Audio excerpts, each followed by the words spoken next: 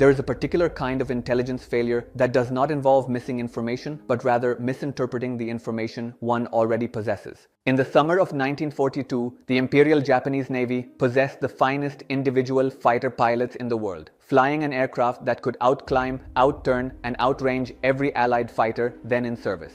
Their kill ratio since Pearl Harbor had been staggering. Their training pipeline had been designed with a deliberateness that bordered on religious selection. And yet, in the skies above Guadalcanal on August 7, 1942, Lieutenant Commander Tadashi Nakajima, the flying officer of the elite Tainan Air Group and one of the most experienced combat leaders in the Imperial Navy, returned to Rabaul after an engagement with American Grumman F-4F Wildcats and found himself unable to speak for several minutes. His hands shook on the cockpit ladder. He had nearly died, not because the American pilots had suddenly become better individual aviators, not because their aircraft had been upgraded, but because they had begun fighting in a way that no Japanese tactical manual had anticipated, in a way that rendered the Zero's every aerodynamic advantage irrelevant. Question: why did a Navy that had built the most lethal individual fighter force in history prove incapable of countering a tactical innovation devised on a kitchen table in California? How did two pairs of aircraft executing a simple geometric maneuver undo a doctrine of aerial combat that had been refined through a decade of war?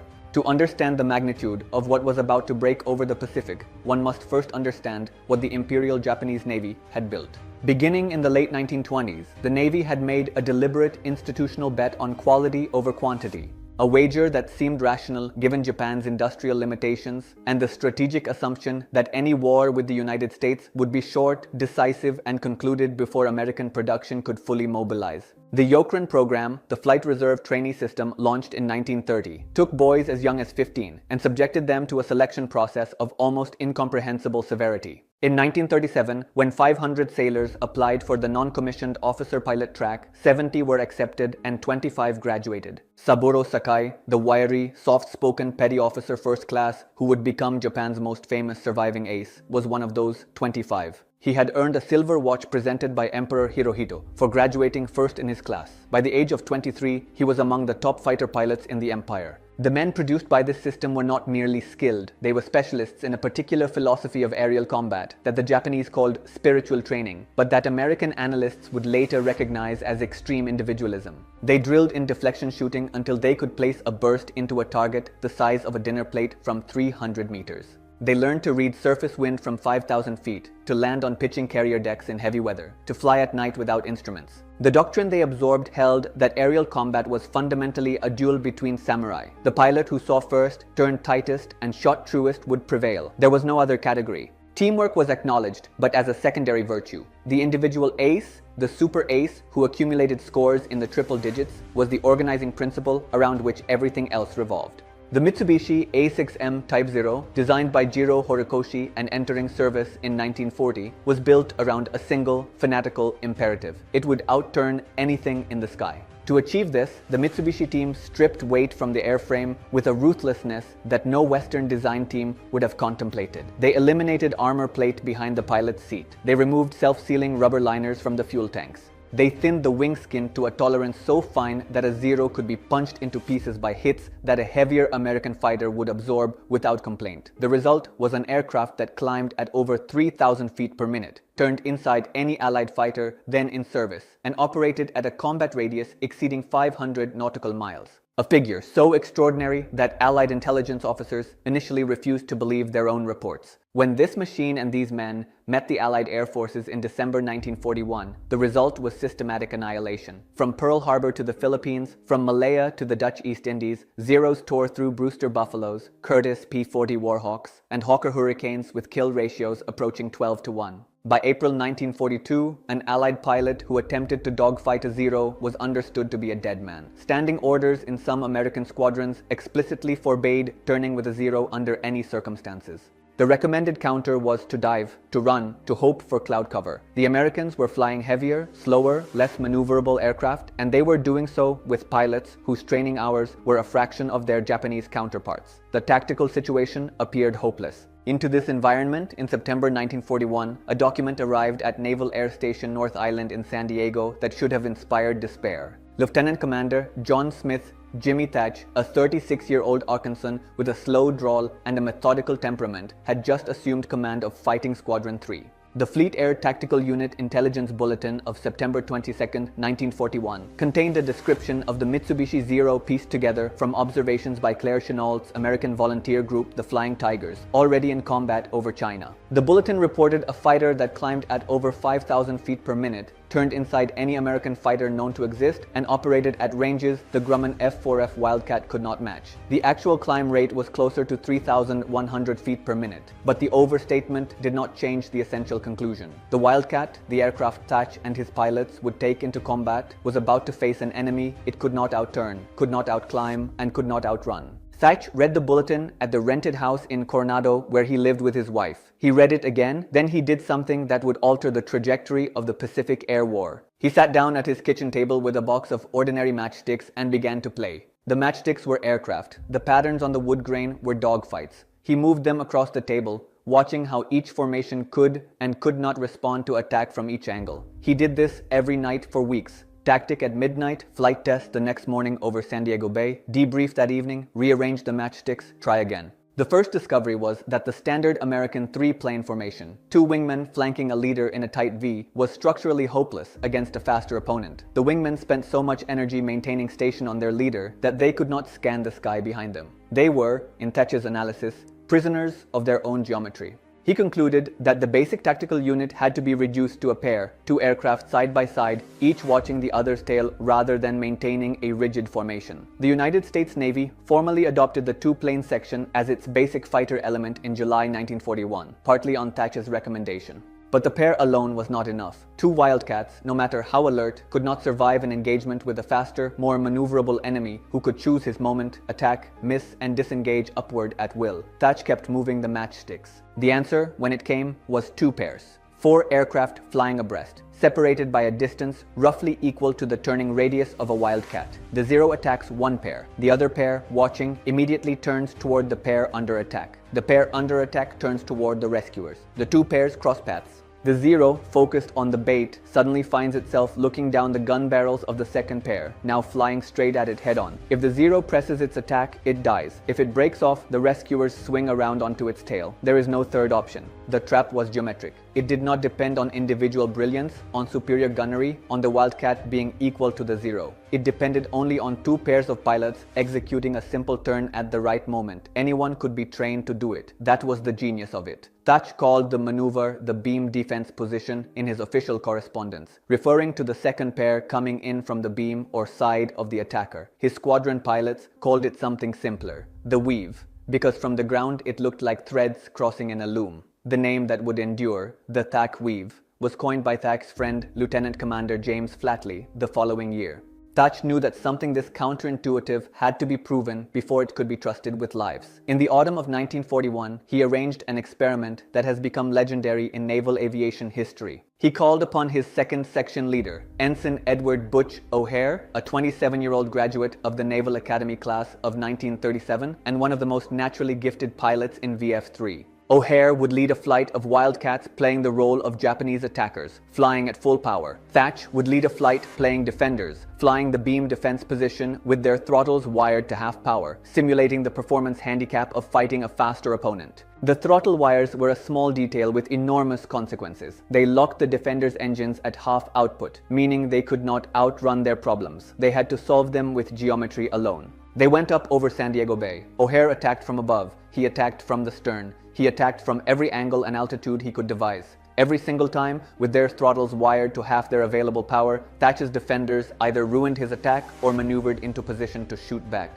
After they landed, O'Hare walked over to Thatch, still wearing his flight helmet, and delivered the verdict that would become the founding scripture of American carrier fighter doctrine. "Skipper," he said, "it really worked. I couldn't make any attack without seeing the nose of one of your airplanes pointed at me." Thatch had done it on a kitchen table with matchsticks months before he would ever see a Zero in the air. The question now was whether the maneuver would survive contact with the actual aircraft and the actual men he had designed it to defeat. The answer came on June 4, 1942, in the waters north of Midway Atoll during the most consequential carrier engagement of the Pacific War. At approximately 8:40 in the morning, the carrier Yorktown launched its strike group. 6 F-4F Wildcats of VF-3, led by Thatch himself, were the only fighter escort for 12 obsolete Douglas TBD Devastator torpedo bombers of Torpedo Squadron 3, with Dauntless dive bombers of Bombing 3 following behind. 6 fighters to cover an entire strike package against the most dangerous fighter air arm in the world.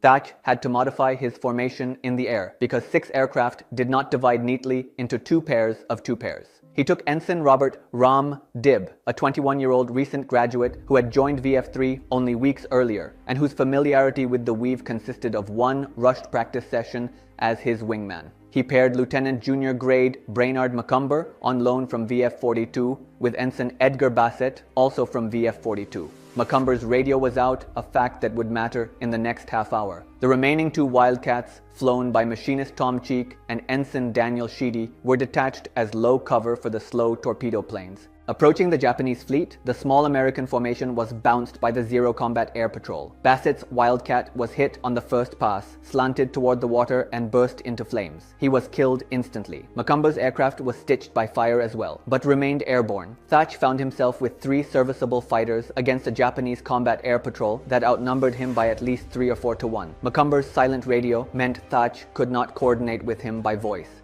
He had seconds to decide. What he did next remains one of the most remarkable acts of small unit leadership in fighter combat history. He waved Dibb out wide to the right. He instructed Dibb by hand signals across the cockpit gap to act as a section leader. Then he ordered Macomber to follow Dibb. The Zeros pounced on Dibb almost immediately, exactly as Thatch had intended. Dibb radioed for help and turned hard back toward Thatch. Thatch turned into him. Macomber, not knowing what was happening but doing what he had been told, followed. Thatch pulled his Wildcat under his wingman, lined up the underside of the pursuing Zero in his gun sight, and squeezed the trigger. The .50 caliber rounds opened a line of holes from the engine cowling back along the fuselage. The Zero shed pieces of its cowling and burst into flame. Then he did it again and again. The Zero pilots, trained from their first day at flight school to think of combat as a 1-against-1 duel, kept committing to the bait. Each time, the second Wildcat was already pointed at them by the time they understood what was happening. A few Zeros tried to follow Dibb through the weave instead of breaking off and were shot down by Thatch as they passed in front of him. One Zero pilot, attacking Macomber, made the mistake of slowing to correct his aim and was killed by Thatch in passing. By the time the Japanese broke contact, VF-3 had been credited with multiple confirmed Zero kills for the loss of Bassett. Thatch personally claimed 3, Dibb claimed 1, Cheek and Sheedy, fighting their own separate engagement at low altitude, accounted for at least 1 more between them. 6 Wildcats, outnumbered and outclassed, with 1 pilot dead in the first 30 seconds and another's radio silent, had bloodied the Japanese Carrier Combat Air Patrol and returned 5 of their 6 aircraft to the Yorktown. Thatch, writing his report that evening, was characteristically modest. Any success, he wrote, was due not to the performance of the Wildcat, but to the comparatively poor marksmanship of the Japanese, the stupid mistakes made by a few of their pilots, and the superior marksmanship and teamwork of some of his own.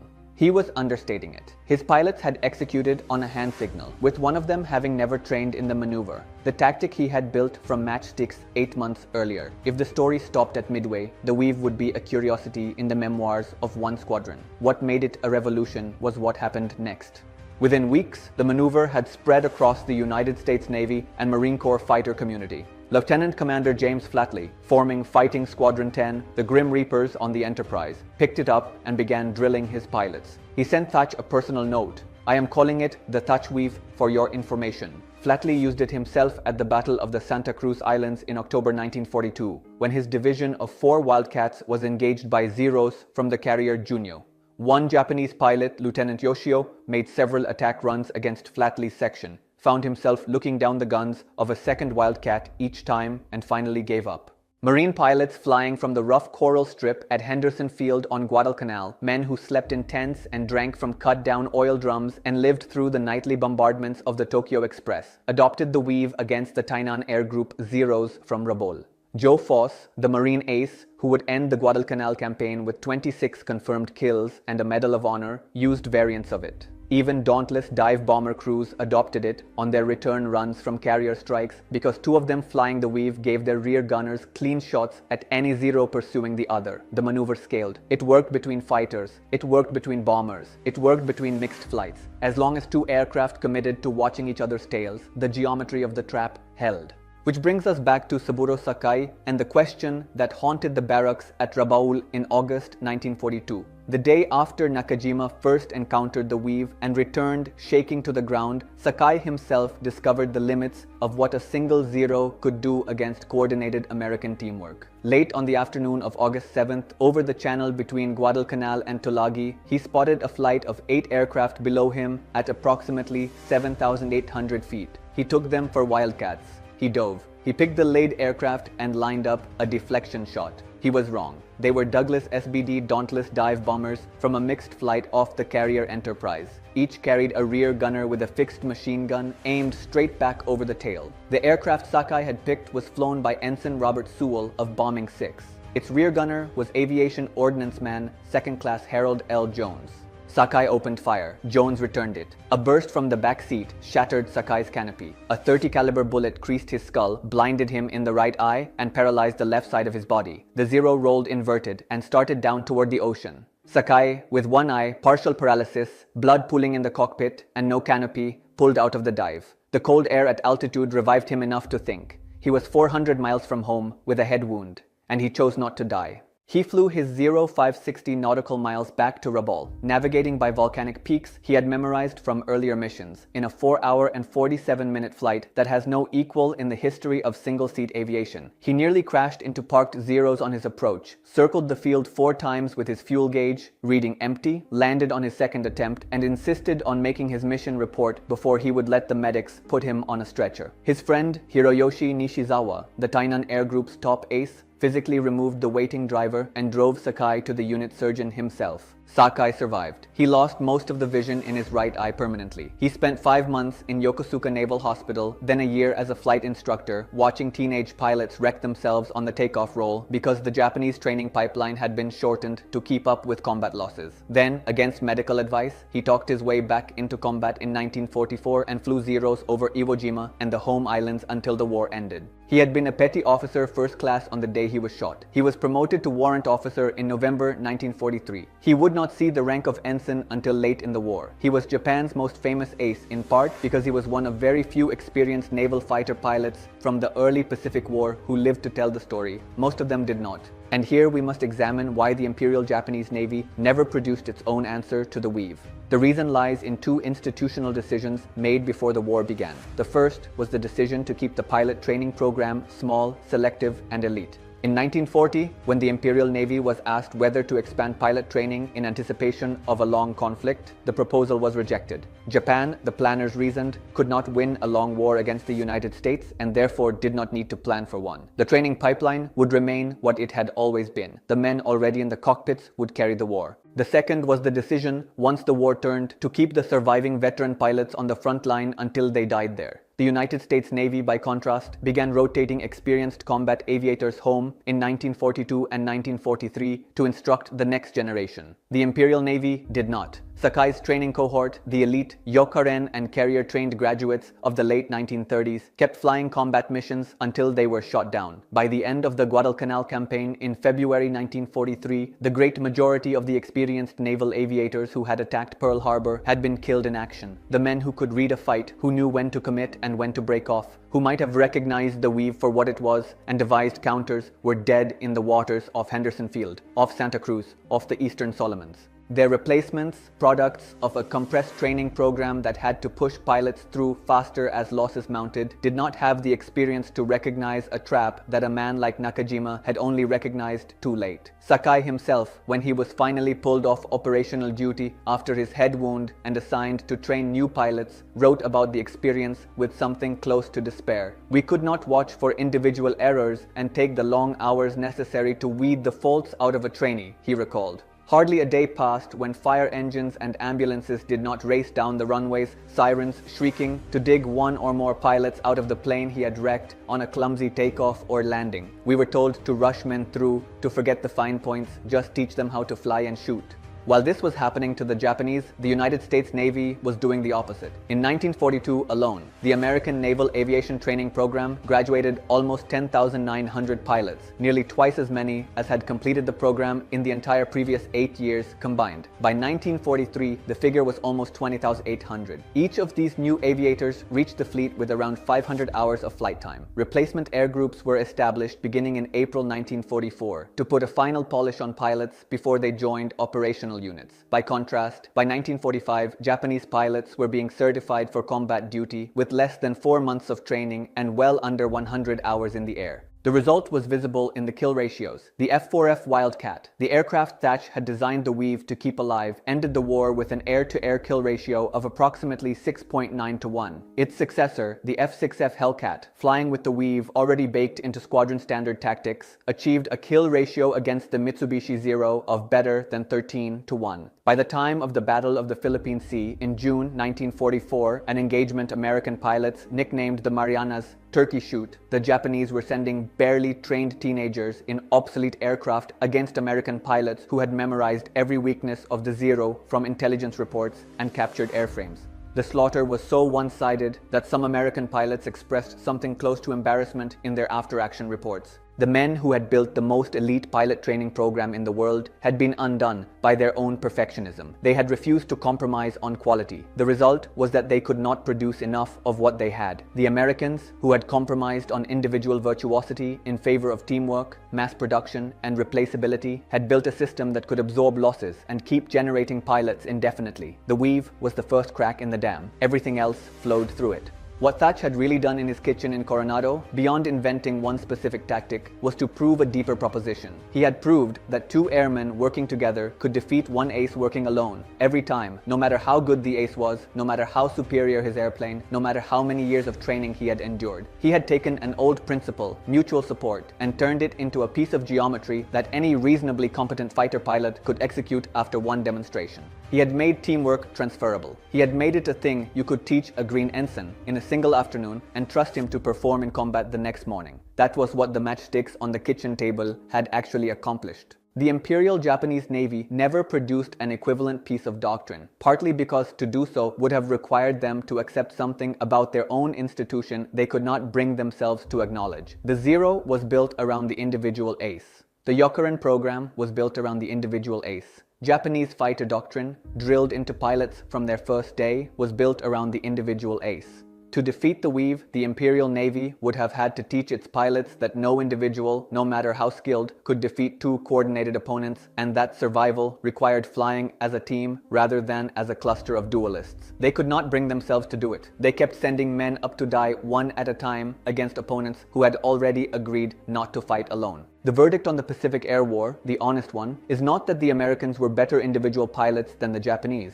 They were not. Pilot for pilot, in 1942, the Imperial Naval Air Service was probably the finest fighter community in the world. The verdict is that the Americans had stumbled into a better system, a doctrine that did not depend on the exceptional individual married to a training pipeline, that did not depend on the exceptional individual married to an industrial base, that did not depend on the exceptional individual. The Weave was the moment when that system first proved its superiority over Japanese individual brilliance, and the Japanese never recovered the ground they lost in the months after Midway. The principles Thatch worked out, two aircraft watching each other's tails, the bait and the hook, the geometric trap for an attacker who commits to the wrong target, are still taught today in every Western air combat training course. Navy F-4 Phantom crews used variations of the Weave against MiG-17s over North Vietnam in the 1960s. American pilots flying F-15s and F-16s train on the same principles now. Most of the men who made it work do not have monuments. Butch O'Hare did not live to see the war end. On the night of November 26, 1943,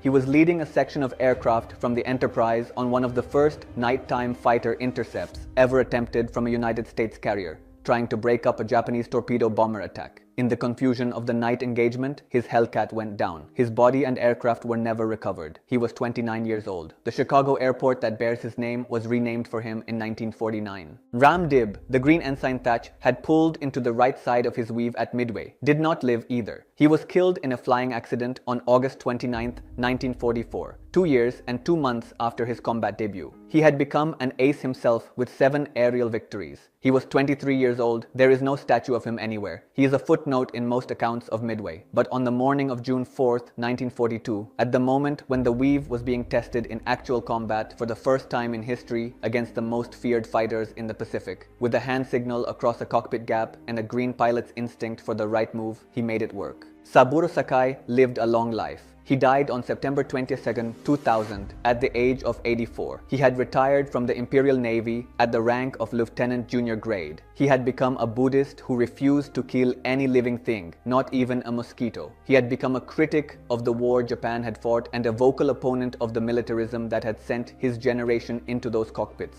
He visited the United States more than once after the war. In 1983, near Los Angeles, an American historian named Henry Sakaida arranged a meeting between Sakai and Harold L. Jones, the rear gunner from Bombing 6, whose machine gun bullet had nearly taken his life over Tulagi 41 years earlier. They exchanged gifts, they shook hands. Sakai produced the bullet-pierced flying helmet he had been wearing on August 7, 1942, still bearing the mark of Jones's marksmanship. Two old men in a quiet room. Both of them had survived something. Neither one had any business surviving. Jimmy Thatch himself went on to a 40-year career. He commanded the escort carrier USS Sicily in the Korean War. He pioneered anti-submarine warfare doctrine in the late 1950s as commander of Task Group Alpha, work that became the template for how the United States Navy hunted Soviet submarines throughout the Cold War. He was promoted to 4-star admiral in 1965. He retired in May 1967 as Commander-in-Chief, United States Naval Forces Europe. He died in Coronado, California on April 15, 1981, 4 days before his 76th birthday, in the same town where he had built the WWII on his kitchen table 40 years earlier. When asked about it in his oral histories, he tended to deflect credit to his pilots, especially to O'Hare, who had tested it for him, and to Flatley, who had named it. The answer to the question Sakai's pilots could not stop asking each other in the barracks at Rabaul in August 1942, who taught the Americans to do that, is a soft-spoken man from Arkansas, who, in the summer before Pearl Harbor, read an intelligence bulletin he could not ignore, sat down at his kitchen table with a box of matches, and worked through the geometry of how two aircraft could defeat one. He proved it on a wired throttle test against Butch O'Hare in San Diego. He proved it again in actual combat at Midway, with a green wingman, a silent radio, and a hand signal. His friends and pupils proved it again at Guadalcanal, at Santa Cruz, at the Philippine Sea. By the end, the men who had set out to be the best individual fighter pilots in the world had been beaten by men who had agreed in advance not to fight alone. And in that agreement, in that simple geometric commitment to mutual support over individual glory, lies the true reason the Pacific Air War was lost by those who flew the better airplane and won by those who flew the better system.